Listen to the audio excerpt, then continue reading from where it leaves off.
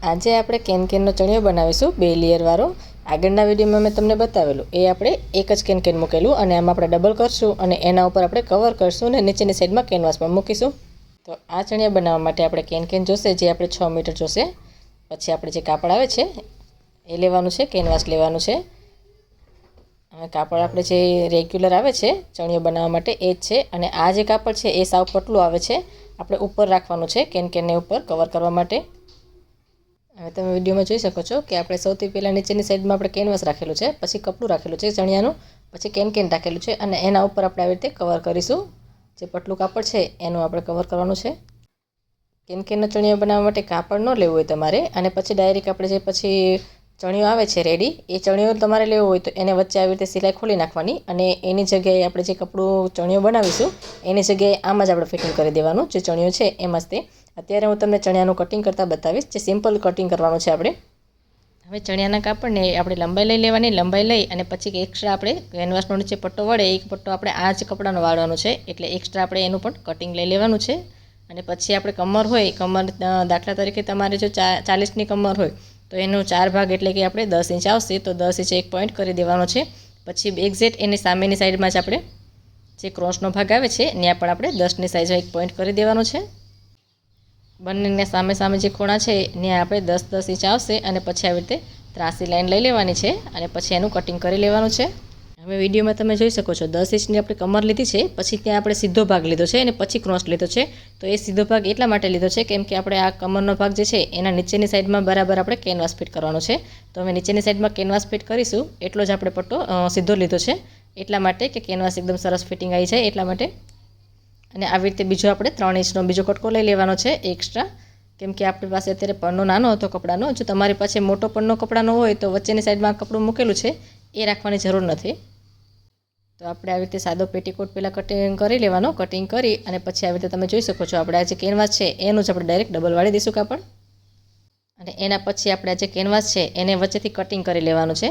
જે પહેલો ચણિયો મેં આગળના વિડીયોમાં બતાવેલો એને ડાયરેક્ટ જ મૂકવાનો છે અને આમાં આપણે ડબલ લેયર કરવાની છે, તો આપણે વચ્ચેથી કટિંગ કરવું પડશે। આવી રીતે વચ્ચેથી કટિંગ કરી લેવાનું, કટિંગ કરી અને પછી એને ડબલ વાળી દેવાનું। ડબલ વાળીને જે ધરીનો ભાગ છે એ ઉપર રાખવાનો છે અને નીચેની સાઈડમાં કેનવાસ આવશે, કેનવાસ ઉપર આપણે કેન મૂકીશું।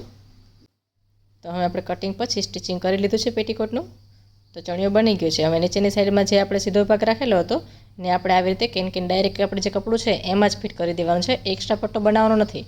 જે કપડું છે એમાં જ આપણે ડબલ વાળી દેવાનું છે। પહેલાં એક સિલાઈ લેવાની અને પછી બીજી સિલાઈ વાળી અને એને પણ સિલાઈ કરી લેવાની। ડબલ સિલાઈ ફરજિયાત છે લેવાની જ તે, અને આવી રીતે પટ્ટો વાળી દેવાનો। આ આપણે નીચેના ઘેરમાં આવશે, તમે વિડીયોમાં જોઈ શકો છો।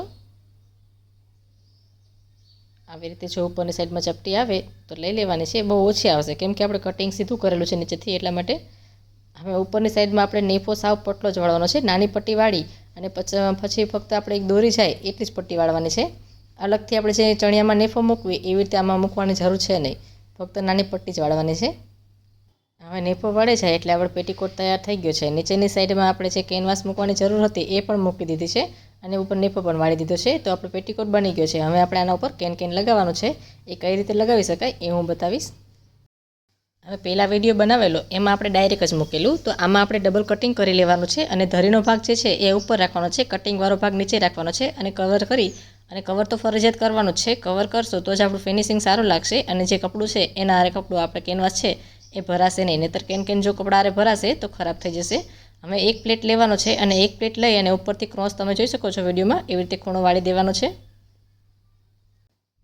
આગળનો જે કેનનો ચણિયો બનાવેલો એમાં આપણે આખા પ્લેટ પલટતા હતા અને આમાં એવી રીતના પલટવાનું નથી, ફક્ત જે ખૂણો છે એ જ પલટવાનો છે કેમ કે આમાં આપણે ડબલ લેયર કરવાની છે એટલા માટે। જેટલું આપણે કેન ફિટિંગ કરવી એની બધી જ અલગ અલગ રીત હોય છે। જો તમારે સિમ્પલ જોતો હોય તો ડાયરેક્ટ પ્લેટ લેવાના છે, પછી ડબલ સિંગલ લેવો હોય તો સિંગલમાં આપણે ડાયરેક્ટ આખા પ્લેટ પલટવાના છે, જે આગળના વિડીયોમાં મેં બતાવેલા છે। અને આમાં આપણે ડબલ લેયર લેવાના છે, પ્લેટ તો લેવાના જ છે પણ પ્લેટનો ઉપરનો જે કોર્નરનો ભાગ છે ખૂણો છે એને થોડો વાળી દેવાનો છે, જેથી કરી જે આપણો ખૂણો વળશે તો ઉપરનો ભાગ જે આવશે બીજી કેનનો એને ઊંચું રાખશે એટલા માટે, અને પછી ઘેર વધારે થઈ જશે। હવે આવી રીતે રાખતું જવાનું છે અને આ કેન આપણે આમાં 6 મીટર તો ઓછામાં ઓછું જોશે જ તે, કેમ કે ડબલ લેવાનું છે અને એમાં પણ આપણે ફૂલ ઘેરમાં કરવાનો છે। તો તમે જોઈ શકો છો વિડીયોમાં। આવી જ રીતે આપણે પ્લેટ લેતું જવાનું છે અને ઉપરના કોર્નર છે એ વાળતું જવાનું છે. હવે અગાઉથી જ તે આમાં પહેલી વખત કરેલું એવી જ રીતે આમાં પણ આપણે કવર તો ફરજિયાત કરવાનું જ છે. તો એક લેયર બનીને કમ્પ્લીટ થઈ ગઈ છે. હવે આની ઉપરની સાઈડમાં આપણે બીજી લેયર પણ કમ્પ્લીટ કરશું. એમાં પણ વચ્ચે કટિંગ કરી અને ધરીનો ભાગ જે છે એ ઉપર જ રાખવાનો છે. હવે આ કેનવાસને પણ આપણે કટિંગ કરી અને કવર તો ફરજિયાત કરવાનું છે. ઉપરની સાઈડમાં જે આપણે નીચેનું કપડું છે એનું કવર કરી દેવાનું અને ઉપરની સાઈડમાં ધડી ઉપર આવે એવી રીતે રાખવાની છે. અને જે નીચેનું કેનવાસનો પટ્ટો છે કેનકેનનો આપણે જે લેયર કરેલી છે એ કેનકેનના ખૂણા વારેલા છે બરાબર એના ઉપર જ આપણે બીજું લેયર રાખવાનું છે. તમે જોઈ શકો છો વિડીયોમાં આવી રીતે ડબલ કરી દેવાનું અને એના પણ આપણે કોર્નર વાળવાના છે. અને નીચેના જે ખૂણા વાળેલા છે ને કેનકેનના એના બરાબર એક્ઝેક્ટ ઉપર જ રાખવાના છે.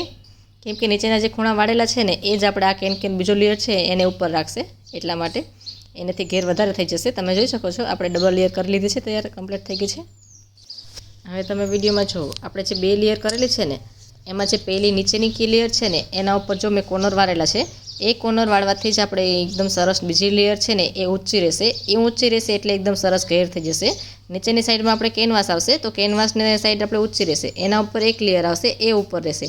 હવે બીજી લેયર છે એના આવી રીતે કોર્નર આવશે એટલે એ બીજા આપણે લેયર જે છે એને ઉપર રાખશે. એટલા માટે આવી રીતે સ્ટિચિંગ કરવાનું છે. હવે હું તમને આપણે આના ઉપર કવર કઈ રીતે કરી શકાય એ બતાવીશ. હવે આ કેન ઉપર આપણે બીજું કપડું જે છે પટલું કપડું તમને બતાવેલું મેં વિડીયોમાં એ કાપડ લેવાનું છે. એનું કટિંગ કરી લેવાનું છે માપના અને માપ કરી અને પછી આના ઉપર કવર કરવાનું છે.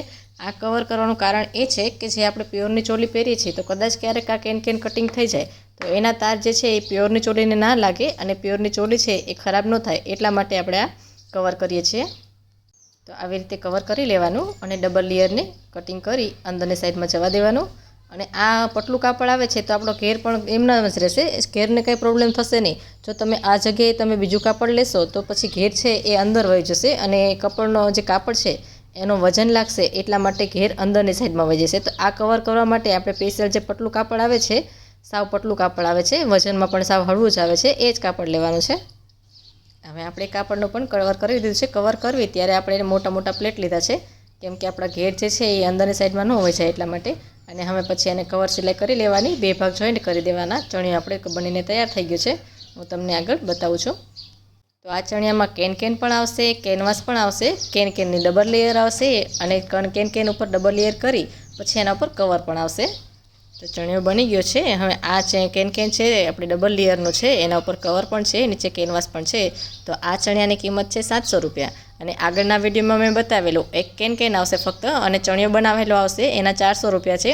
અને ફક્ત ચણિયો આપણે બનાવેલો હોય એના ઉપર કેન સિંગલ લગાવેલું હોય વચ્ચે કેનવાસ લગાવેલું હોય તો એના આપણે 500 રૂપિયા આવશે. જો કોઈને જોઈતો હોય તો મને કમેન્ટમાં જરૂરથી કહેજો. તો તમે જોઈ શકો છો આપણે જે ચોલી બની અને એના ઉપર સ્ટિચિંગ કરી પછી ફિટિંગ કરેલી છે તો એકદમ સરસ ફૂલાયેલો રહે છે. ઘેર પણ એકદમ સરસ લાગે છે. જો કેનનો ચણિયો પહેરાવેલો હશે તો આવી રીતે એકદમ સરસ ઘેર લાગશે. કેનનો ચણિયો નહીં પહેરાવેલો હોય તો આ ઘેર જે દેખાય છે એ બધું અંદર વહી જશે. તમે જોઈ શકો છો આ જે કેનના ચણિયાથી જ આપણી ચોલીનો એકદમ સરસ લુક લાગે છે.